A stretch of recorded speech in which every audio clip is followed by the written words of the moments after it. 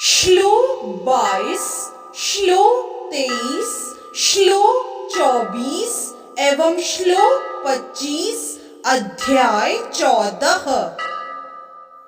श्री भगवानुवाच प्रकाशं च प्रवृत्तिं च मोहमेव च पाण्डव न द्वेष्टि सम्प्रवृत्तानि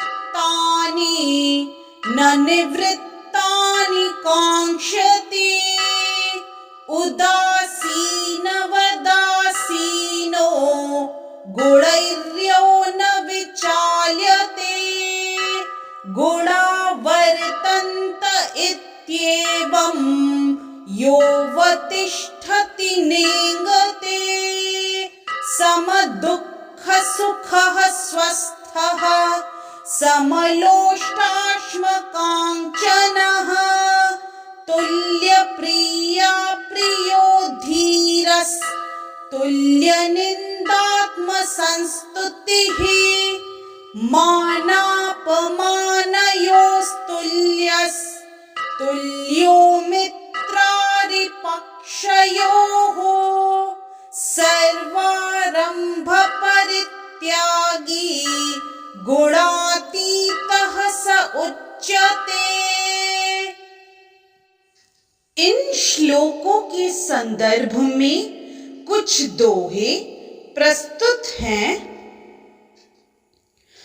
जब आती ये वृत्तियां तब न द्वेष का भाव आए पुनि ये वृत्तियां इस राग का अभाव इस राग का भाव आए जाए वृत्तियां किंतु न तनिक प्रभाव गुणातीत निर्लिप्त ही रहता सहज स्वभाव रहता सहज स्वभाव।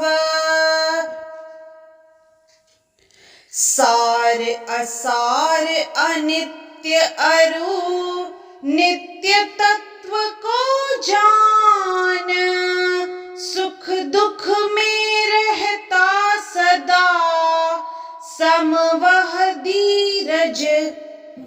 इस श्लोक में भगवान श्री कृष्ण ने अर्जुन से कहा, हे पांडुपुत्र, जो प्रकाश आसक्ति तथा मोह के उपस्थित होने पर न तो उनसे घृणा करता है और न लुप्त हो जाने पर उनकी इच्छा करता है, जो भौतिक गुणों की इन समस्त परिक्रियाओं से निश्चल तथा अविचलित रहता है और यह जानकर कि केवल गुण ही क्रियाशील हैं, उदासीन तथा दिव्य बना रहता है, जो अपने आप में स्थित है और सुख तथा दुख को एक समान मानता है, जो मिट्टी के ढेले पत्थर एवं स्वर्ण के टुकड़े को समान दृष्टि से देखता है, जो अनुकूल तथा प्रतिकूल के प्रति समान बना रहता है, जो धीर है और प्रशंसा तथा बुराई मान तथा अपमान में समान भाव से रहता है, जो शत्रु तथा मित्र के साथ समान व्यवहार करता है और जिसने सारे भौतिक कार्यों का परित्याग कर दिया है, ऐसे व्यक्ति को प्रकृति के गुणों से अतीत कहते हैं। यदि इस श्लोक का विस्तार करें तो अर्जुन ने भगवान कृष्ण से 3 प्रश्न पूछे और उन्होंने क्रमशः एक एक का उत्तर दिया। इन श्लोकों में कृष्ण पहले यह संकेत करते हैं कि जो व्यक्ति दिव्य पद पर स्थित है वह न तो किसी से ईर्ष्या करता है और न किसी वस्तु के लिए लालायित रहता है। जब कोई जीव इस संसार में भौतिक शरीर से युक्त होकर रहता है तो यह समझना चाहिए कि वह प्रकृति के 3 गुणों में से किसी एक के वश में है। जब वह इस शरीर से बाहर हो जाता है तो वह प्रकृति के गुणों से छूट जाता है, लेकिन जब तक वह शरीर से बाहर नहीं आ जाता तब तक उसे उदासीन रहना चाहिए। इसे भगवान की भक्ति में लग जाना चाहिए, जिससे भौतिक देह से उसका ममत्व स्वतः विस्मृत हो जाए। जब मनुष्य भौतिक शरीर के प्रति सचेत रहता है तो वह केवल इंद्रिय तृप्ति के लिए कर्म करता है, लेकिन जब वह अपनी चेतना कृष्ण में स्थानांतरित कर देता है तो इंद्रिय तृप्ति स्वतः रुक जाती है। मनुष्य को इस भौतिक शरीर की आवश्यकता नहीं रह जाती और न उसे इस भौतिक शरीर के आदेशों का पालन करने की आवश्यकता रह जाती है। शरीर के भौतिक गुण कार्य करेंगे, लेकिन आत्मा ऐसे कार्यों से पृथक रहेगा। वह किस तरह पृथक होता है? वह न तो शरीर का भोग करना चाहता है और न उससे बाहर जाना चाहता है।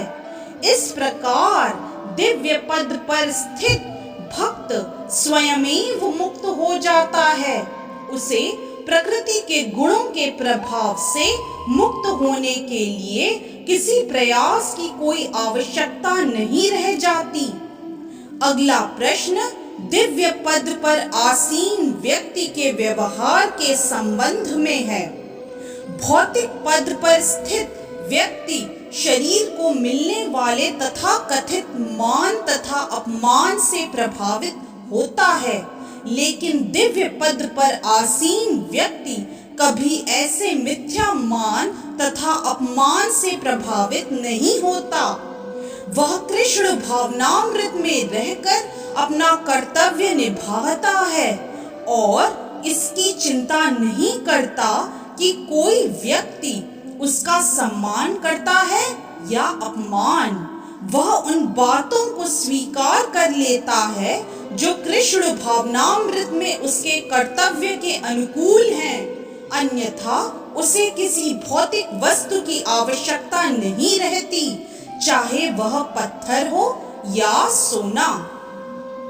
वह प्रत्येक व्यक्ति को जो कृष्ण भावनामृत के संपादन में उसकी सहायता करता है अपना मित्र मानता है और वह अपने तथा कथित शत्रु से भी घृणा नहीं करता। वह समभाव वाला होता है और सारी वस्तुओं को समान धरातल पर देखता है, क्योंकि वह इसे भली भांति जानता है कि उसे इस संसार से कुछ भी लेना देना नहीं है। उसे सामाजिक तथा राजनीतिक विषय तनिक भी प्रभावित नहीं कर पाते, क्योंकि वह क्षणिक उथल पुथल तथा उत्पातों की स्थिति से अवगत रहता है। वह अपने लिए कोई कर्म नहीं करता। कृष्ण के लिए वह कुछ भी कर सकता है, लेकिन अपने लिए वह किसी प्रकार का प्रयास नहीं करता। ऐसे आचरण से मनुष्य वास्तव में दिव्य पद पर स्थित हो सकता है। इस तरह से श्लोक 22, श्लोक 23, श्लोक 24 एवं श्लोक 25 की व्याख्या यही संपन्न होती है। हरे कृष्ण। यदि आज का वीडियो आपको पसंद आया तो कृपया लाइक, सब्सक्राइब, कमेंट और शेयर करना न भूलें। चैनल का नाम है मिस्टिक फेथ।